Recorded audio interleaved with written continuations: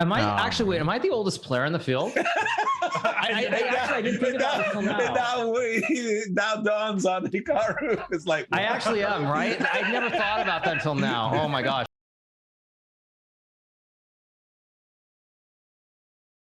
I'll put closed captions on. Yeah, why not? So you guys have it. Here we go. Let's watch this video. 2025, the world number 2 showed up at the Louisiana State Championship. He played 7 games against opponents with an average rating of 2,000. By the way, if I go back one frame, or wait, where was I? I want to pause on the analysis. Championship. He played 7 games against Yeah, I wanted to pause here for a second because this is actually very important for all the people on the internet who are complete knuckleheads. This actually really signifies why I loved playing these events. Because this is a situation where I chose to analyze with my opponent. Was it Steenkamp? No, it was, I forgot his last name. But very talented player from New Orleans, and he's like 2250. Somebody who, actually talking to him after the event, lost everything during Hurricane Katrina many years ago in New Orleans. If you aren't from America, you know, disregard what I'm saying. But anyway, like, the reason I paused here is specifically because one of the things that was really great when I was growing up that doesn't exist anymore is that you would actually sit and analyze games with your opponent after they would end it for like 15, 20, 30 minutes, because computers were not as good as they are now. So like there's no like immediately running back to your hotel room like a total nerd and just looking at the game and the computer tells you this is the right move, that's the right move, haha, you both suck, ha ha ha. None of that stuff really existed back when I was a kid. And so like having the opportunity to analyze with players like my opponent here was really fun. And it really harkened back when I was back when I was a kid. I mean, I'm not joking. Also, you know what else is funny here? I'm going to tell you guys like an honest take. I don't really need to throw people under the bus here again, but I would tell you that no top player would sit and analyze for 30 minutes with someone who's not at least a international, like strong international master. That would never happen. Not to mention the kid who's sitting to the right here. He's literally a 1600 player. Like he's not a serious chess player. He's a casual player. He's from New Orleans. He's a kid. I think he's like 16 or 1700. And if you know any super GM, they would never give these people the time of day. Literally, they would never give them the time of day. And this was probably the most rewarding part about playing these players, was having the chance to actually analyze with them, and basically do something to give back. That was probably the best part. Now, this kid, I forget his name. He did watch. I think he did comment on one or two of the YouTube videos, so I haven't completely forgotten. But like this was probably the most rewarding part to the whole thing. It was. Nepo talking too much on stream. Okay, thank you, appreciate it. Let's keep going. Opponents with an average rating of 2,000. He won every single game. Yep. Then he flew to Iowa and did it again. Another, you know, the other thing is also just like, you know, with all this is that this was how I grew up playing chess. Like legitimately, Patrick was his name. My name is Patrick Pigeon. Yes, Patrick. Yes, thank you for reminding me. I thought it was Patrick, but I was actually also thinking Tony. I was thinking, like, if I say the wrong name, that's going to be a complete disaster. You hit 1900, yeah. So, but the point again, this is like a very important point, is that like this really harkens back to my career as a kid playing. I mean, it wasn't like in Iowa or Louisiana. It was usually in New York, but it was the exact same layout. You play in a small little room. You have like, you know, like 20 or 30 boards. You're just playing against other players. Doesn't matter whether you're beginner, you're 2000, master level. Like this was basically my career, you know, for the first like 3 or 4 years at least. So like it really was a reminder of like the early days. And like I'm not going to say that things are like terrible or worse. I don't want to sound like a complete unk, but definitely the world today of chess, it feels very different than it did back then. Perfect 5 out of 5. The chess world predictably had a very mixed reaction. I kind of admire the way he's going about it because it's so shameless. Yeah. I would have paid grandmasters to show up. You know, like I'm thinking the next one. Also, like I know they have Hans here, and this isn't about Hans, but all these people who say they wouldn't do this, they wouldn't do that, they literally would do whatever they could to make it in the candidates. Like literally, if you had to play like 10 or 15 games and you could play anybody and you're within like 5 or 10 rating points, you would literally find a weak tournament to play in. That's just the reality. And this is actually about Hans. It's just in general about top players. Like even Pragna non-top. People have conveniently ignored the fact that Prag, he basically played in the London Chess Classic, the open tournament, not the closed event, but the open tournament, to ensure that he would get more points to qualify for the tournament. and nobody's talking about it, but it's the exact same thing in a nutshell, where you will do whatever you can to qualify if it's possible. So I do find it very, very, very amusing. I need to have Grandmaster on standby at different points in America, so that as soon as he registers, he can fly. While the loudest backlash came from casual audiences, most seasoned fans and players knew exactly what he was doing and were supportive. The fact that Nakamura is going around playing these, as he calls it himself, referring to something I said many years ago, Mickey Mouse tournaments, in order to qualify for the Also, by the way, just to pause the video one more time very briefly, it is astounding to me the number of people who do not realize my reference to Mickey Mouse tournaments. Like, so many people don't realize that there's a direct reference when Magnus spoke about me winning the Gibraltar Chess Festival and winning the Zurich Chess Challenge, I believe in 2016, if I'm not mistaken.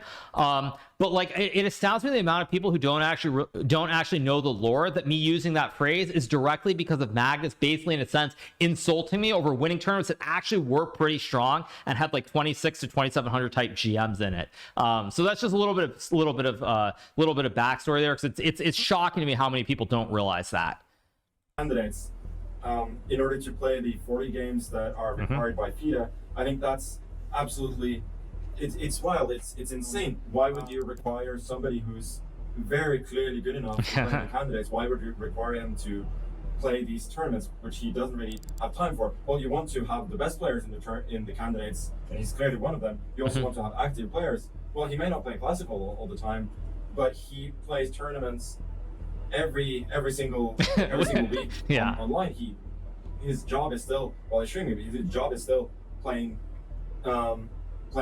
chess. So, and every time that he plays classical, he proves that he is one of the very best players in the world. Hikaru had already announced he would do this months earlier. Yes, I also do well here, then, you know, to be like Magnus, because he used this reference. By the way, I'm going to pause again. You know, one thing that's really amazing about chess, and one thing that people often talk, I mean, if you're a casual fan, you won't understand, is how little moments can be so pivotal in the way things come together. Like, I will tell you straight up that back in March of 2025, I went into the American Cup in St. Louis with no classical games of chess, and I played there in my very first match against Abhimanyu Mishra. I actually drew both my two classical games. I probably was winning in both of them, but I was a little bit rusty, hadn't played much. I drew both those games. We went to blitz tiebreakers, and people probably have forgotten that I lost the first game to Mishra, and in the second game, I played a modern or a Pyrrhic, and I was also losing in the second blitz game, and by a sheer miracle, I was able to survive that game and get a win,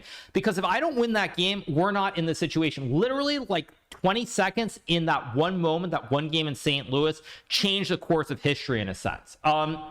Because if I lose that second tiebreaker game to Mishra, I would have played the rest of the tournament in rapid chess, which would not have counted towards classical chess games. And I also would have lost rating points almost for sure in that situation. If I was lucky, I would have broken even. But because I was able to win that second blitz match, I then, of course, beat him in the next set of tiebreakers. I then beat Dominguez with a classical win. I also beat Fabi with a classical win. And I ended up getting 8 games of classical chess and gaining rating points. Had that not occurred, there is no way we would have been in this situation. So it's Mishra's fault? Yes, it's all Mishra's fault. It's all Mishra's fault, exactly. But the point is that one moment literally changed things. If not for that, we would not be here. Probably what would have happened is I would have tried to play the World Cup. I probably would not have done great, or maybe I would have made 4th, 5th round. Probably don't qualify, and that's it. End of story. Nothing else to talk about. So really, it really shows how important these like little moments are in the course of a tournament, in the course of a year, in the course of a career.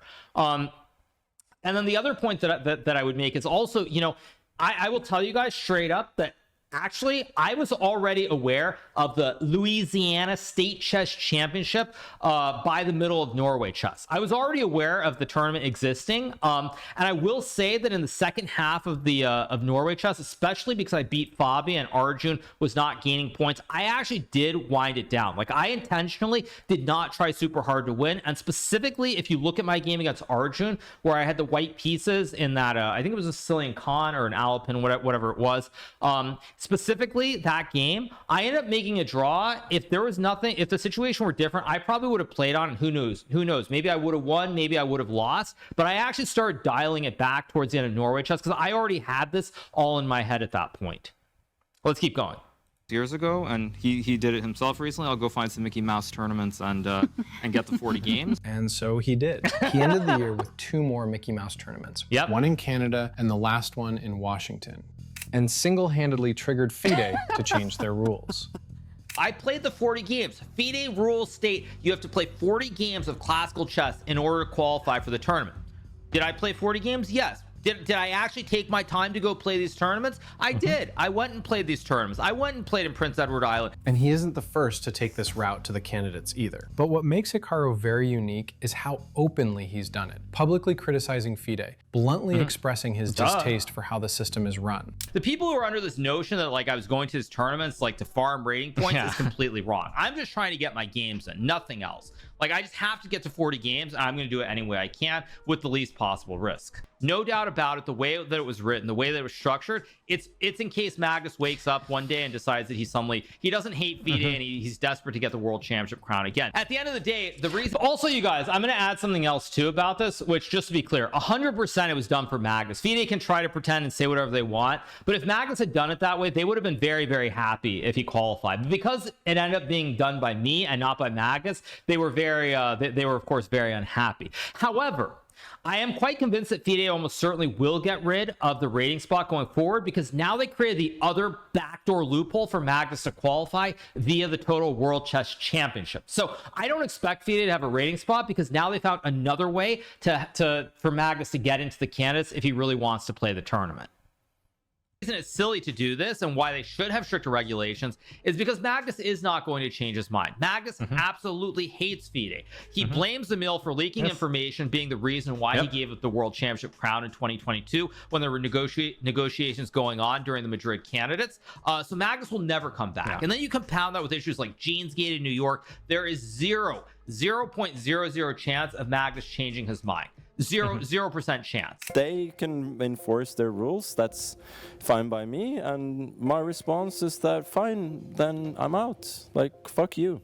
In fact, before Gene-Gate was a thing, Hikaru criticized FIDE's ridiculous dress code requirements years ago. Is that if I think about it not as a chess player but just as a fan, I mean, you want to see the games. If Maxime shows up in a tank top and flip flops, I don't really care because I want to see his games a night over the Grunfeld. So true. I don't think it's such a big deal. I mean, there should be some professionalism, but I think at times maybe it's too much. But okay, I mean that's for others to decide. Yeah, I mean, also, by the way, this is amazing too, because this is a long time ago. Like as I'm looking at this image, actually, no, this isn't a long time ago. This is probably when I basically got I was illegally stuck in a country. Because this looks like these look like Lycée Lotto and other things. I think this was in Poland in 2020. We don't need to go down another rabbit hole, but anyway, like you see, it's like consistently the same thing. It's consistently the exact same position that I've always had about all these things. Consistently the exact same thing. Oh, it says 2020. Oh, it says it right here. I didn't even see the font. But anyway, let's keep going. Are you comfortable playing in a suit?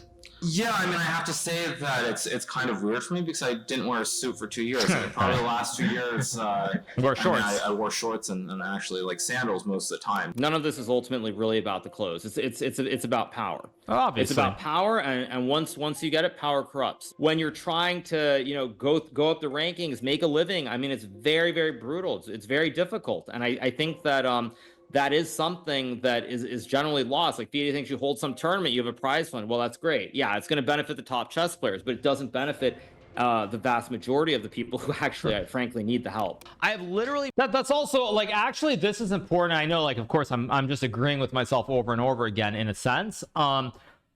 But I was going to say that if you were to ask me, like, one of the things, getting off topic very briefly, to the clash between EWC and the Grand Chess Tour, is like, I'm going to be honest. I do think there are many players around 2,700 or over 2,700 who do not get invitations to tournaments who are very, very good and probably would have higher ratings.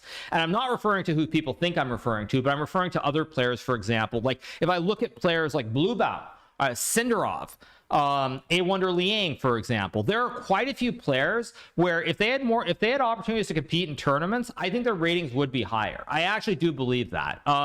And so I think that ultimately, like, it's funny that I'm agreeing with myself because this was taken a while ago, but my stance has never really changed that much. It hasn't changed. The clips are from my streams, 100% from my streams. And you see it, you see it very clear as night and day. Like, you know, top 10 players or top 10, top 15 are all doing very well.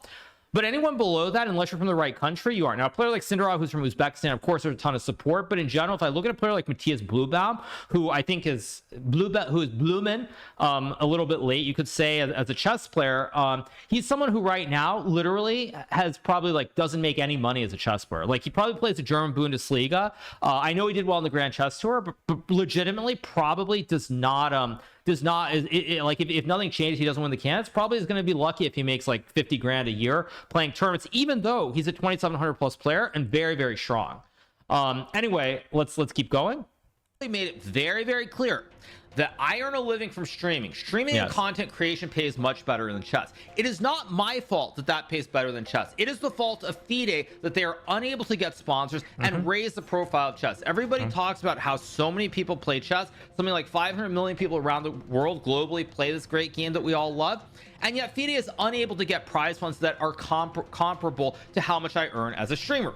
And one of the biggest reasons that I don't intend to play classical chess much longer is very specifically because of nonsense like this. When you see people who are supposed to be professional running organizations, you know, taking shots at everybody, whether it's Magnus, whether it's me on social media, it leads to a situation where it's like, I don't have to deal with this. I don't have to put up with this nonsense. And that is one of the biggest reasons that I don't really intend to play classical chess that much longer. Yeah, actually, that's a perfect segue. That's perfect that I said that in relation to this, because I'm also going to tell you guys straight up, when I see the stuff like those rambling, ridiculous tweets the other day, it is one of those things where I legitimately think that I could probably be a very serious classical chess player for quite a few more years. But A, obviously, I do much better as a streamer. But B, I just don't want to put up with it. Like, it's just like, it just gets tiring when people in the chess world just time after time after time again, they just continue to do these sorts of things.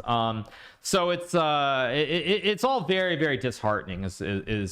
That's all that I need to say. I support Hikaru totally, but I suspect that this video is made by you guys. No, this is not made by me. You think that I have time to create backup channels and make videos? Very funny. Very funny. That's actually hilarious. I love the internet. I love it. Let's keep going.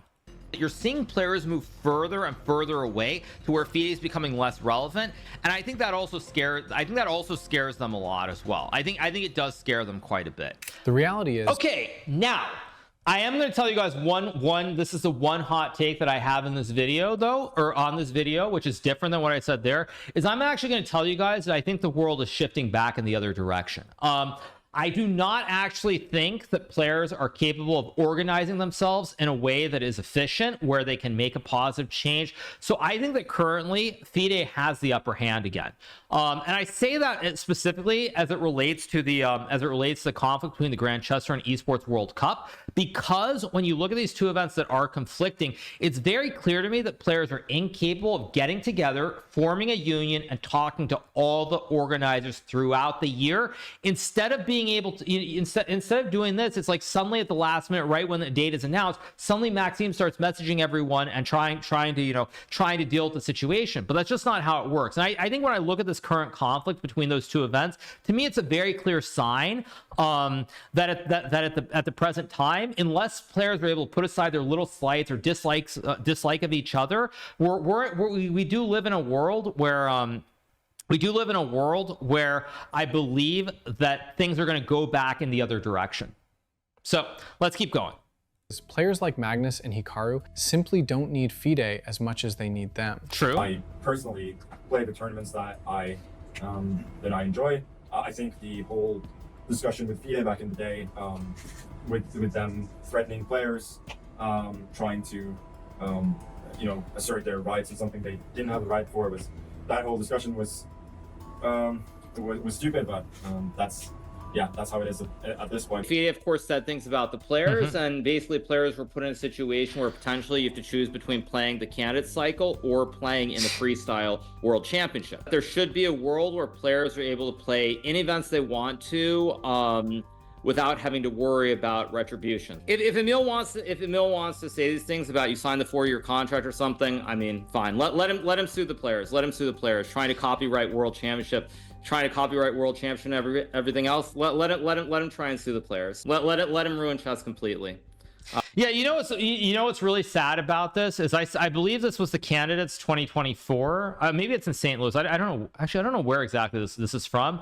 But what's really sad about this is that many players, I don't want to say many players, but very specifically Fabiano and myself, when it came to the whole conflict between freestyle and FIDE, we put our necks out on the line to stand up for freestyle, to play those events and argue that like there should be you shouldn't be prevented from playing tournaments.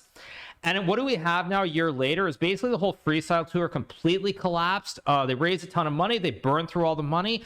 And now they went to FIDE hat in hand and basically they also gave FIDE money to run this, quote unquote world championship event. And so basically the players who stood up, they end up basically getting an egg on their face and they lose a lot of credibility. And this is also why I think that FIDE once again has the current upper hand in the situation, because the fact is, players tried with this freestyle stuff. It completely flopped, and so why is anything else going to work in the future? And I don't want to sound really negative about it, but I do think that currently, unless players are able to form a union and learn from this current conflict between the Grand Chess Tour and the Esports World Cup, FIDE is going to continue to dominate the world of chess, and nothing is really likely to change anytime soon. I'm more than happy to go that way.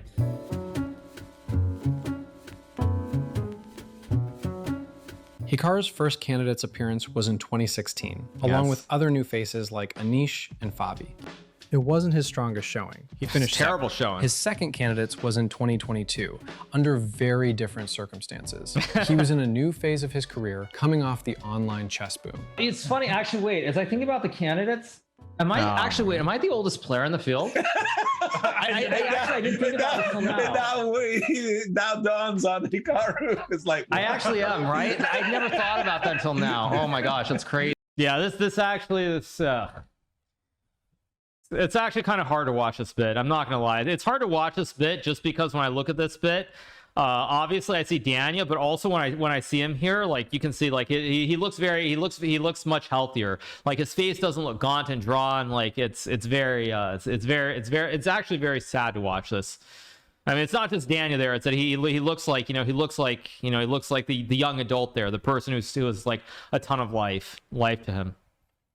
Crazy. My two biggest regrets both come from the candidates in 2016. First of all, switching my openings, playing the Queen's Indian defense instead of playing the Queen's Gambit declined at the time, which I did play later in the event and won a game against Topolov with. But that was one of them. But the second thing with the candidates in 2016 was that I felt that I just basically cracked under the pressure. I think every night I was sleeping maybe 4 or 5 hours, and I just let all that stress and pressure get to me. And even if I don't win the tournament this time, I think just having that chance to try and play good chess and perform better than I did just on that level is probably for me the most important thing, because I really didn't think I would ever have that chance after 2016. True. I think the fact that it's not make or break for me the way that it will be for pretty much every other player definitely helps me.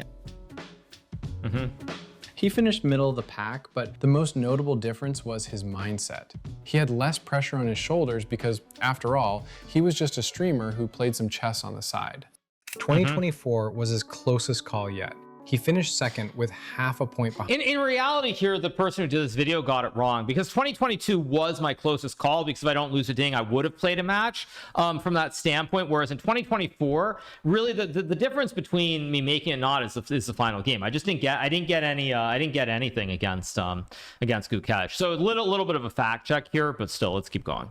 Behind Gukesh. He had a must-win game against Gukesh in the last round, I got nothing who held him game. to a draw, and then went on to become world champion in poetic fashion. You know, I wish on one hand I could go back in time and have the same like mentality before the pandemic. I mean, I think if I could have had this mentality like in 2016 or 2018, I mean, I think there's a great chance that I could have won the candidates back then, but you know, as we like to say, you know, things in life happen for a reason. So like, if there's one thing that like I rue or like I'm unhappy about, it's just I really wish I could have had the mindset that I have today, like before the pandemic. I couldn't. At the end of the day.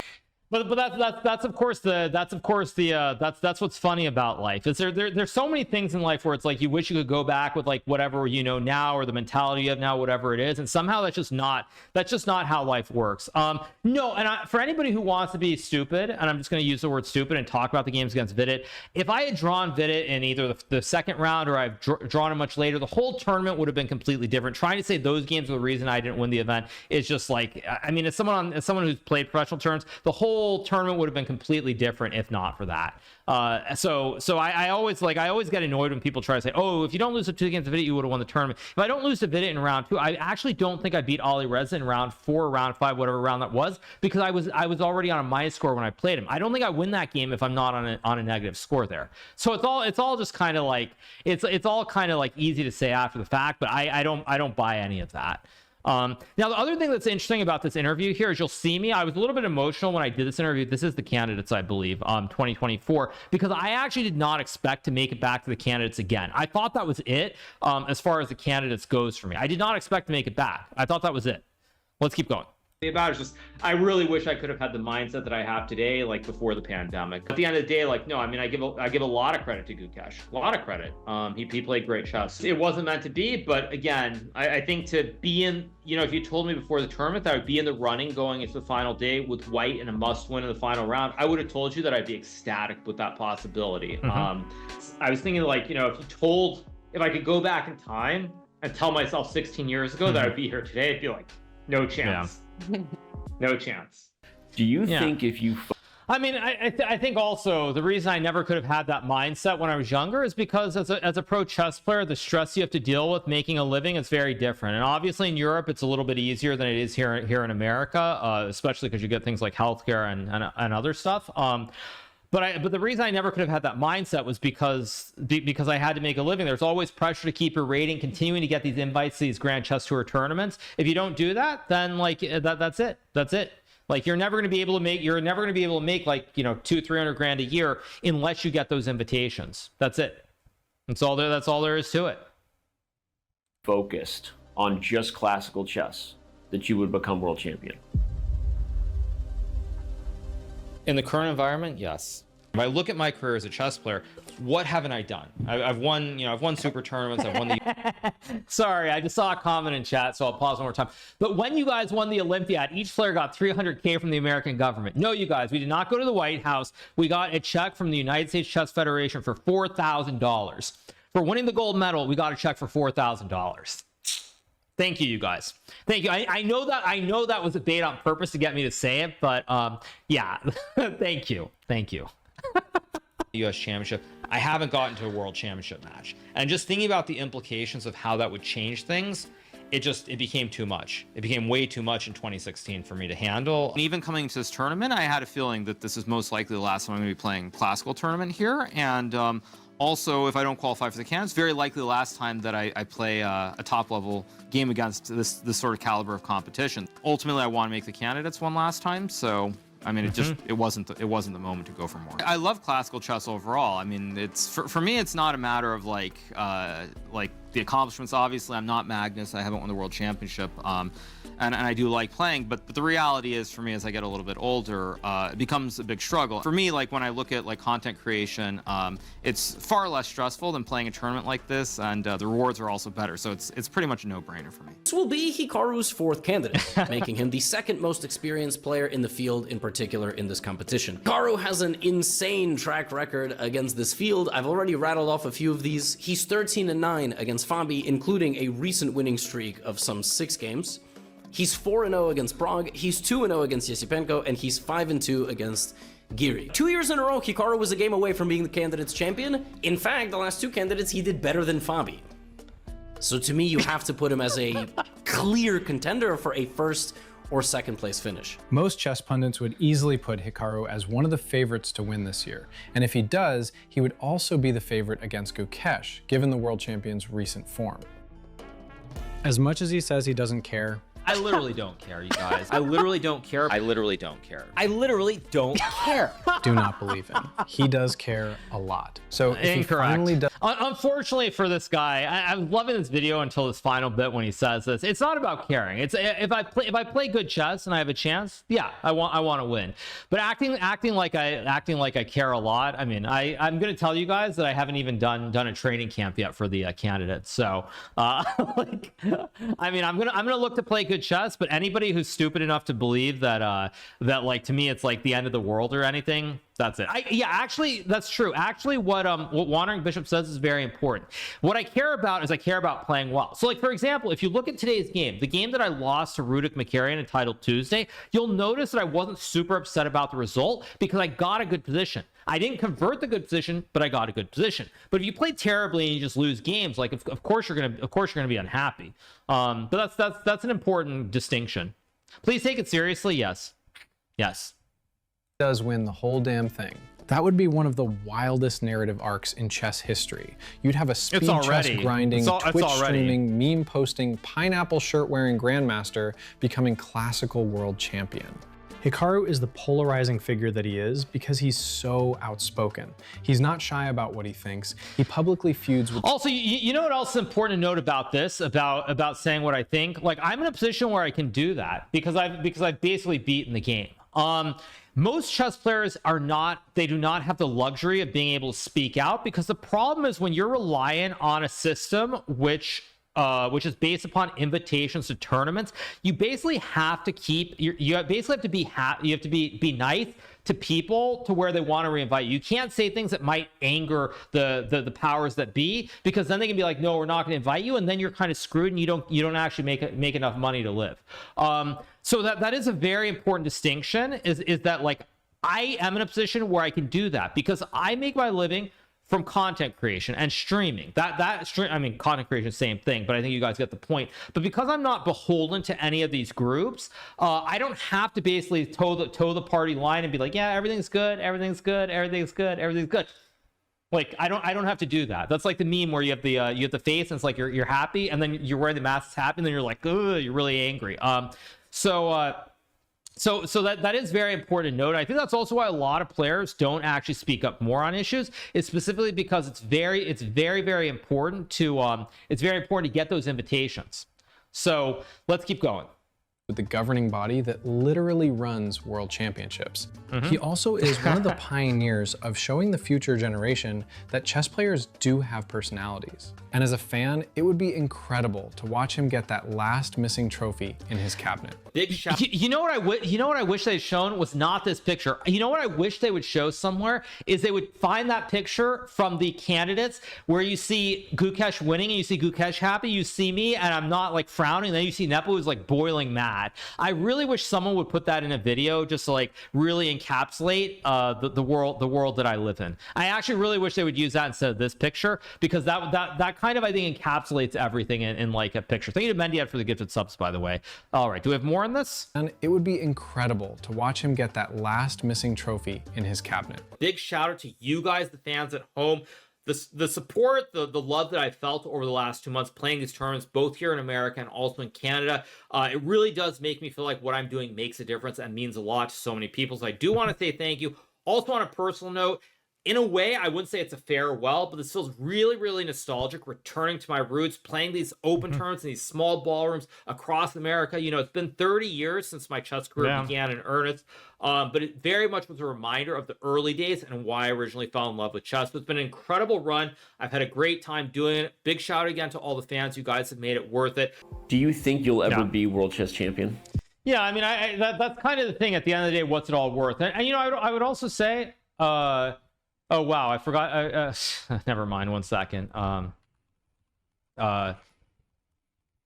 other thing that I was going to say about this is that when I look at this when I look at this bit about me thanking the fans, like, it's very meaningful to give back in a certain way. You know, I think also for the fans, like, ultimately when I look at the bigger picture, like, you guys have put me in this situation. You guys who have watched my content, whether it's in the live streams, whether it's in the live streams or YouTube videos.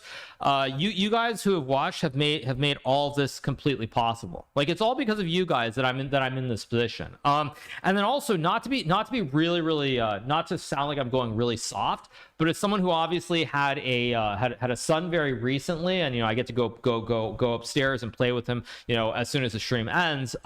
It all is like very important to put in perspective like what you're actually trying to do. And I think I've said before, but regardless of how I do in the candidates, ultimately for me, like the most important thing is making an impact, and I've definitely done that. So that's just one other little bit. I know that probably sounds like really like I'm going like super soft or something, but just thought I would say that too. Let's keep going. No. He's telling the truth. Yes, of course. Do you care?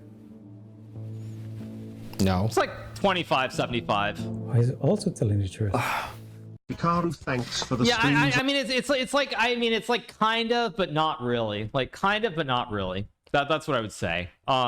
Is the point. You're getting emotional, you're getting soft, brother. Yeah, I'm getting too soft, I know, but that's actually how I feel. Like I would say a little bit I have that feel of like kind of what if. On the other hand, I always told you guys that ultimately, like in this video, even you hear me talk about the candidates 2016, like my greatest regret after playing the candidates in 2016 was that like I didn't even have a chance to win that tournament. I was never in contention to win.